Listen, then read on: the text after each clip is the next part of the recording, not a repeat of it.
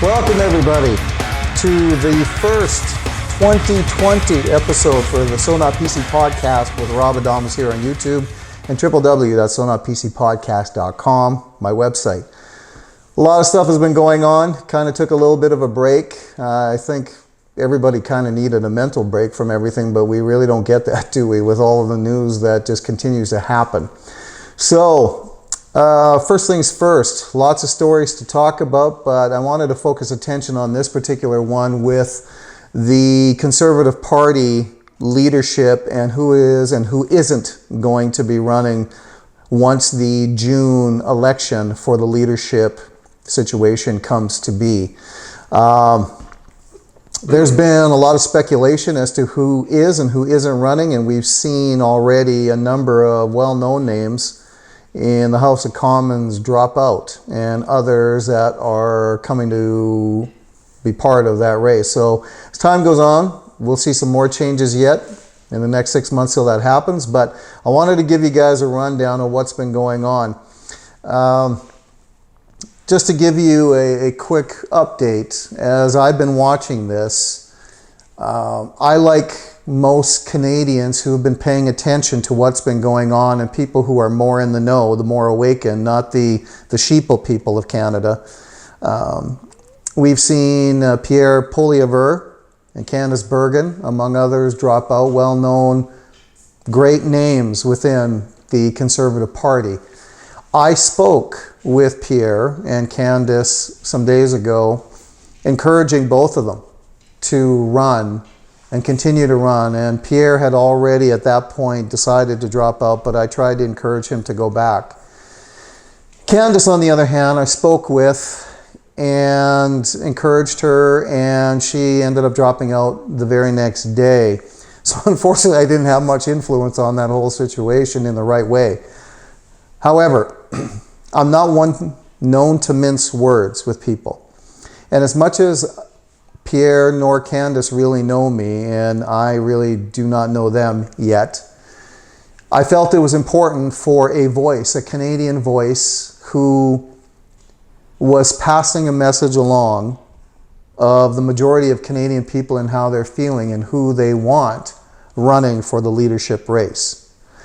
And we've become quite disturbed at the idea of who has been dropping out and those who have been coming in for the race, because Pierre and Candice both are people who are staunch people against the Liberal Party and speak up every single day on behalf of Canadian citizens.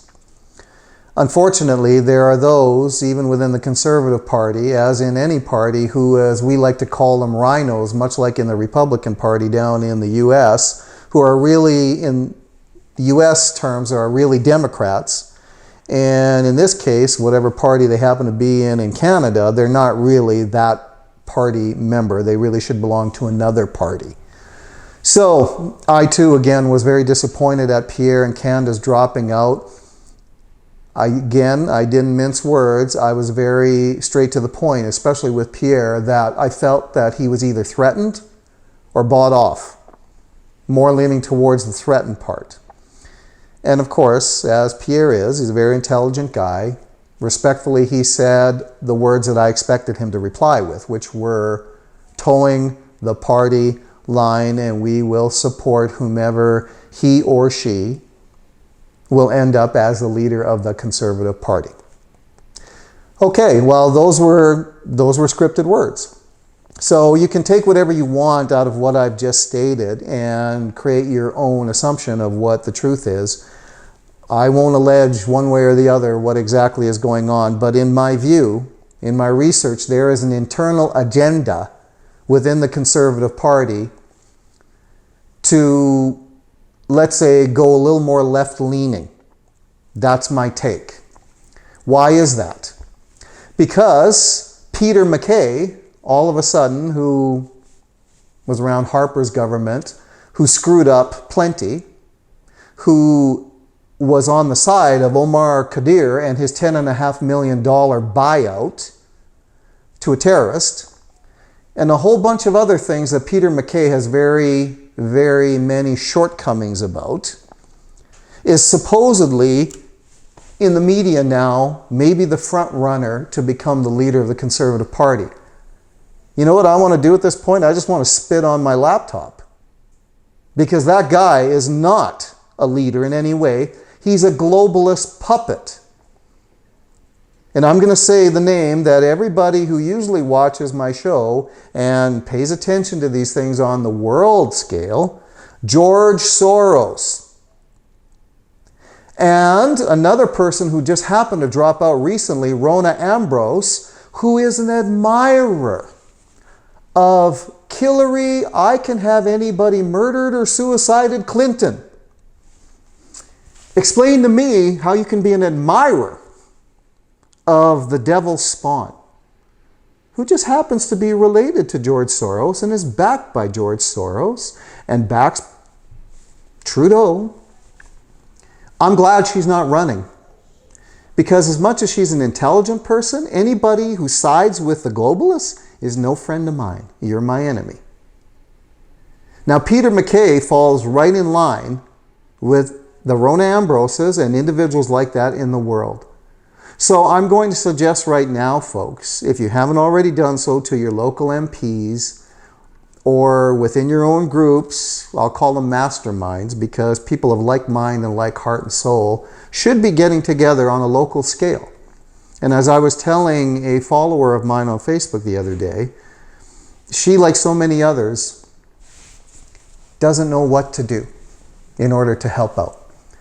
And usually what ends up happening is that on the scale that we live in, politics, religion, subjects that people continuously say are touchy and they don't want to speak about. I have no problem speaking about those subjects. The fact is this: you have to speak about these subjects. And my suggestion to her was this: to help initiate change, you are going to be the one to start the change with you. And it's interesting, when someone starts a snowball rolling, it begins to get bigger, and people and resources come out of the woodwork that you never would have imagined. That's what I did. All it takes is, like the old saying goes, how do you eat an elephant? One bite at a time. It's not one giant leap. That's overwhelming. You take one incremental step at a time to change anything for the better. So ousting the Liberal Party and Trudeau out of Ottawa, that's a one-step each day process. But when a lot of people come together in order to do this, and they will, and they do, we can make change. Look at what happens in Poland, in Austria, in Hungary, in places where people protest, in Hong Kong. Hong Kong, they've been protesting for over half a year. Now, media tries to downplay everything, as we know. But the fact is, populism is winning. But if you're going to be the type of person, like most Canadians tend to be, is, well, I can't do anything, so they do nothing, then you know what? In my view, you don't deserve to live in this country. Harsh to hear, but truth is truth. So anyway, back to this. Roughly the main three players being touted right now for the Conservative Party are Peter Mackay, Aaron O'Toole, who is doing a tour of BC, I believe, a little bit. I even got an invitation for that one. And Marilyn Gladue. Well, interestingly enough, with all three of those individuals, Aaron O'Toole and Marilyn Gladue, at this point, I haven't done a lot of research on. But all three have come out in order to, I'm going to walk in the gay pride parade, which Andrew Scheer did not. And I stood with Andrew for that decision. Because anytime any culture, religion, color, whatever title you want to put on it, decides that they should get special treatment, those three individuals, in my view, are now vote buying. Whereas Andrew never did that. So, you want a leader who caters to specific groups? You go right ahead, support that. I don't. So, I would suggest as the show is always telling you, do your own research. I'm going to give you tidbits here and there of a lot of different things, but you need to make your own decisions on these things and make decisions based upon having the right information and follow through and take action. I mean, part of the show is being like a personal development person. I'm trying to encourage you to do something, whether it is getting together with like-minded people locally, whether starting a YouTube show, whatever it is, you can do something. You don't have to do everything. Now, some other names at this point that have thrown their hat in the ring. And again, these are all people that I will do some background on and perhaps do another show, but probably better for you guys to do this. Richard Descaries used to be Harper's deputy chief of staff when he was the opposition leader. So somebody there that has a lot of experience, but he was condemned. That was the word they used by other candidates for telling CTV that being gay is a choice. So, you know, everybody has their opinions about this or that, right or wrong. I'm not here to say one way or the other on any of that. That just happened to be something that a lot of people are using against him, right or wrong, okay? Jim Karahalios, an anti-carbon tax activist and lawyer, whose wife, Belinda Karahalios, is a rookie progressive conservative MPP in Ontario. And there's Clayton Knutson, former candidate for Alberta's far-right Freedom Conservative Party, until the party dropped him for Islamophobic social media posts. Well, again, now that's going to be a personal opinion, but as far as we know about Islam and Islamists, what's your take on that? They're not the peaceful, loving people they try and make themselves out to be when they're throwing gay people off buildings, beheading Christians, among others, and on and on and on. So, you know, I don't know anything about those particular posts, so take a look into that and then get back to me and let me know what you think. Then there's Leslyn Lewis, Toronto-based lawyer who ran unsuccessfully in a Scarborough riding in 2015's federal election. Rick Peterson, Alberta businessman, who's tried for the leadership of the BC Conservatives in 2014 and federally in 16-17. Aaron Seal, founder of a cannabis company, former policy advisor to the Harper government. Bobby Singh, Toronto businessman, ran for Conservatives in 2019 in the same Scarborough riding as Ms. Lewis and lost. Derek Sloan, Ontario lawyer, elected to the riding of Hastings, Lennox, and Addington last fall. And who knows at this point who's going to drop in and drop out.